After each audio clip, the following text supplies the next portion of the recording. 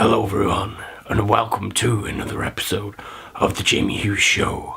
My name, as always, is Jamie Hughes, and today we're gonna play a game because it is day 4, I can't get this off, it's day 4 of Halloween week, and today I'm going to be giving you my review. If you didn't guess from that really bad impression to kick off the show, I'm going to be giving you my review of Jigsaw.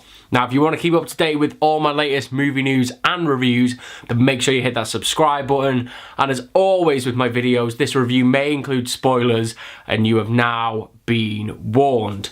And just to add like extra emphasis, this review is going to include a lot of spoilers. So the Saw movie franchise is back, and I could not be happier. I've got such a little soft spot for the Saw movies. Like, in any other context, this film wouldn't be that good, but because it's Saw, it's absolutely brilliant. Now, this movie isn't as gory or isn't as horror-led as the rest, I don't think.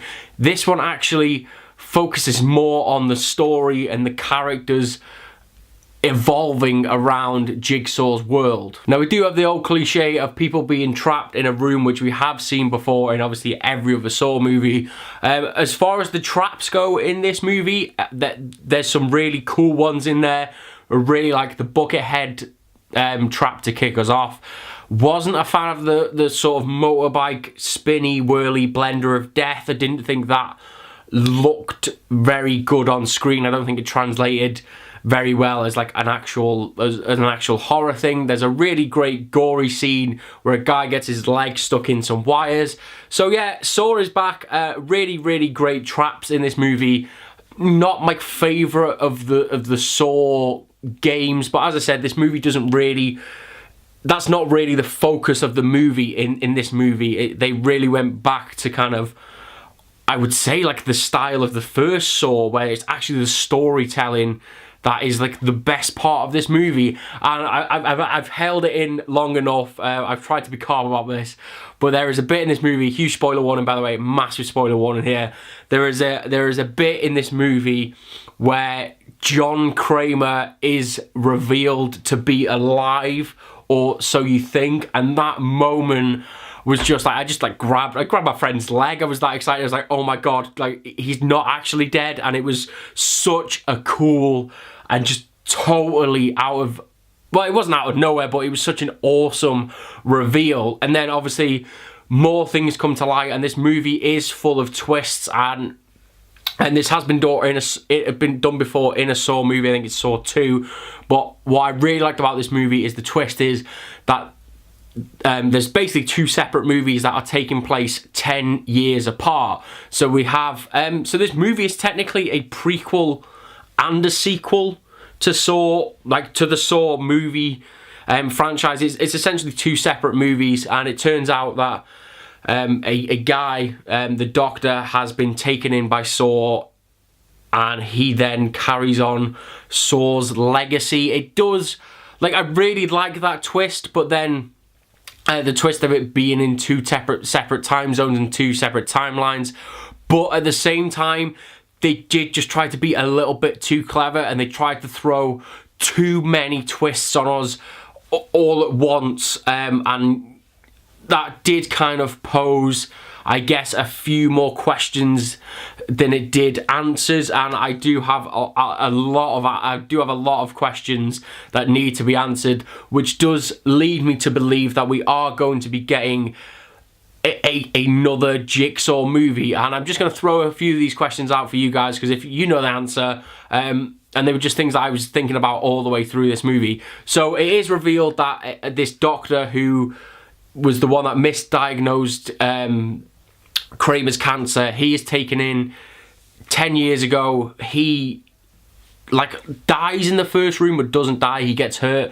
Kramer sees like the error of his ways. He realizes he's punishing this guy for like a genuine mistake. It's not like he has wronged Kramer in any way. So Kramer takes him under his wing and decides to basically make him his protege. But my big question of this is, doesn't he do that with Dr. Gordon in the first Saw movie, and then that is revealed in at the end of Saw 7? So like, where is Dr. Gordon in all of this? Like, why is he not at least mentioned in, like, the present day, as it were?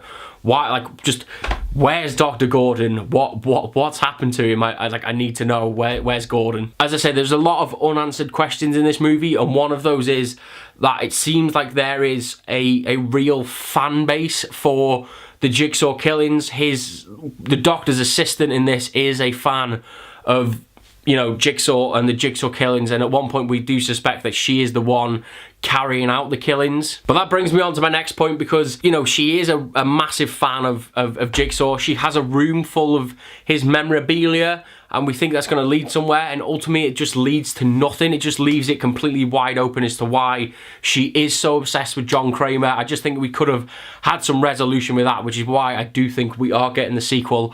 And anyway, here's my fantasy booking for what I would like to see in a Jigsaw sequel.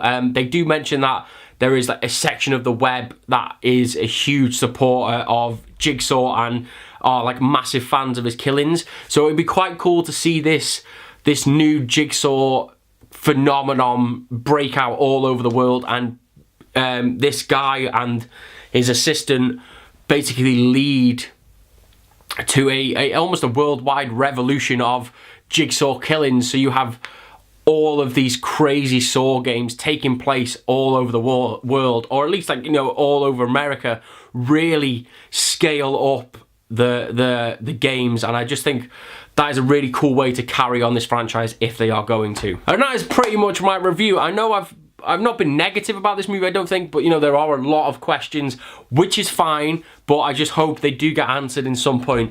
I'm so glad Saw is back. I say that Kramer reveal is brilliant. I really, really enjoyed this movie. I say it's not heavy on the gore and it's not heavy on the scares like other Saw movies. It's very story based and almost character based within a sense, and we do get a really nice story out of this movie. Actually, it's, you know, it does sort of get lost in itself towards the last 15 minutes of this movie, but it doesn't take away from how good the build up to this story actually is. And I really, really enjoyed Jigsaw. So glad he's back.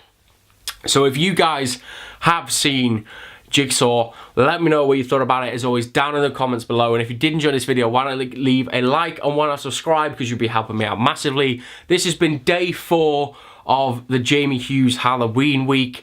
Join me tomorrow for another Halloween movie, and I will see you guys then. Ta-ra.